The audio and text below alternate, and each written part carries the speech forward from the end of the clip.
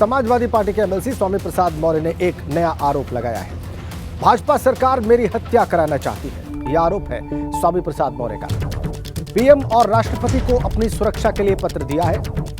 UP के प्रमुख सचिव गृह को भी पत्र भेजा है। धमकी देने वालों के खिलाफ कोई कार्रवाई नहीं हो रही।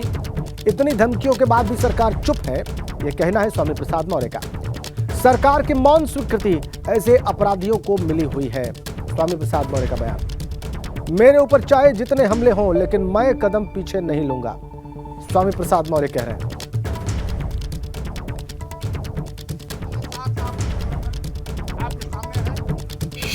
जैसा मैंने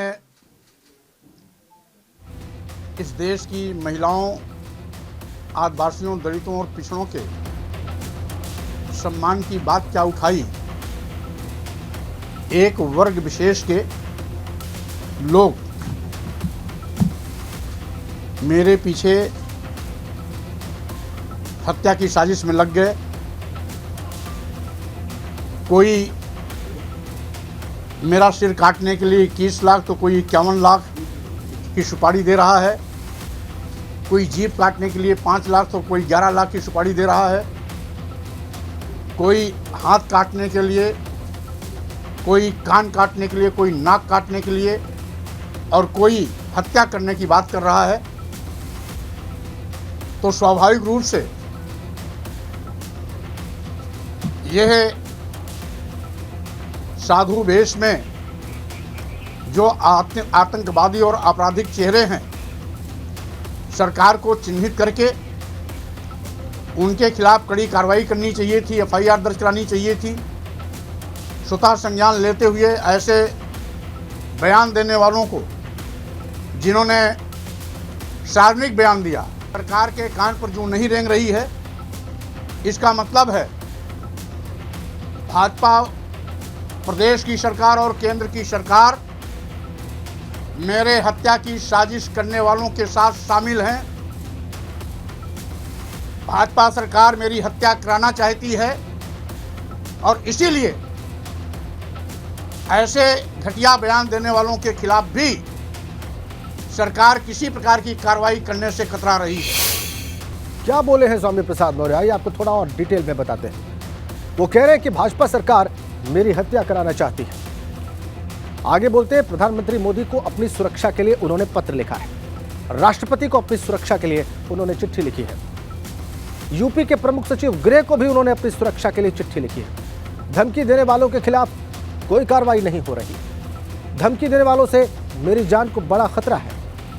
इतनी धमकी मिलने के बाद भी सरकार चुप है, ये स्वामी प्रसाद मौर्य कह रहे हैं। सरकार की मौन स्वीकृति ऐसे अपराधियों को मिली हुई है। मेरे ऊपर चाहे जितने हमले हो, कदम पीछे नहीं लूंगा, ये उनका एक और बयान। सभी साधु संतों का सम्मान करता हूं, जोड़ रहे हैं साथ। मैं धमकी देने वालों को आतंकी मानता हूं, ये भी स्वामी प्रसाद मौर्य का बयान है। विवेक त्रिपाठी हमारे संवाददाता और विस्तार से हमें बताने के लिए हमारे साथ जुड़ चुके हैं। विवेक, वैसे हमने दर्शकों को पूरा बयान दिखाया भी और पूरे बयान को बिंदुवार बताया भी, लेकिन इसके पीछे का बैकग्राउंड और इस वक्त उनको लेकर जो राजनीतिक माहौल है उस पर थोड़े और प्रकाश डालें आप। बिल्कुल राजेंद्र, देखिए जिस तरह से स्वामी प्रसाद मौर्य ने आज प्रेस कॉन्फ्रेंस की है, उन्होंने साफ कर दिया है कि महिलाओं और ये जो दलितों, शोषितों, पीड़ितों का मुद्दा है, इसको आगे ले जाएंगे। भाजपा सरकार पर लगातार इसी मुद्दे के जरिए हमला करेंगे। उन्होंने आज कहा, ये बड़ी बात कही कि भाजपा सरकार उनकी हत्या कराना चाहती है।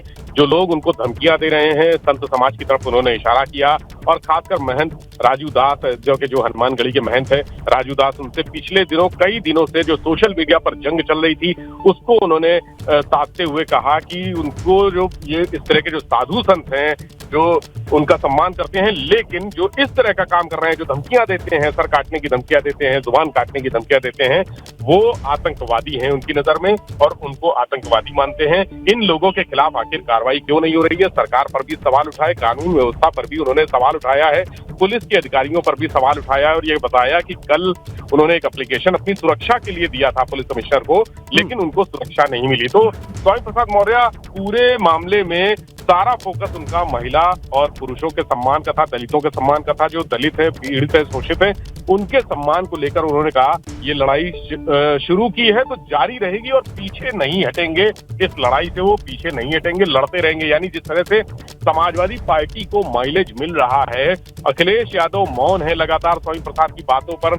उन्होंने ट्वीट भी किए, उन्होंने बयान जारी किए और रोज प्रेस कॉन्फ्रेंस करके अब स्वामी प्रसाद मौर्य जब मीडिया के सामने आने से बचते रहे चुनाव हारने के बाद, लेकिन अब वो रोज प्रेस कॉन्फ्रेंस कर रहे हैं, लगातार प्रेस कॉन्फ्रेंस करके अपनी बात रख रहे हैं और लगातार रोज कुछ ना कुछ नया हमला भी करते हैं। तो ये साफ है कि समाजवादी पार्टी को जो माइलेज मिल रहा है उसको लगातार वो हासिल करते रहेंगे, उसको हाथ से जाने का कोई मौका नहीं छोड़ेंगे, क्योंकि आगे निकाय चुनाव भी है और उसके बाद लोकसभा चुनाव भी है। ये शुरुआत हो चुकी है। उन्होंने साफ कर दिया है कि जब तक रामचरितमानस में वो चौपाइयां नहीं हटेंगी जिनमें दलितों महिलाओं का अपमान है, वो तब तक इस मुद्दे को जारी रखेंगे। और भाजपा सरकार पर जिस तरह से उन्होंने आज हमला किया है, वो कह रहे हैं कि भाजपा उनकी हत्या करानी चाहती है। प्रधानमंत्री तक को उन्होंने चिट्ठी लिखी है, राष्ट्रपति को भी चिट्ठी लिखी है, मुख्यमंत्री को भी लिखी है, प्रमुख सचिव गृह को भी लिखी है, तमाम अफसरों को लिखी है, लखनऊ के अफसरों को लिखी है कि उनकी हत्या की साजिश की जा रही है। और कल एक ऐसा प्रयास बिल्कुल इसके बारे में अभी हमने विवेक बताया दर्शकों को, और वो ये भी कह रहे हैं कि इन चिट्ठियों के बाद भी कोई रिस्पॉन्स नहीं है जैसा कि उनकी इच्छा है। बहुत धन्यवाद आपका विवेक।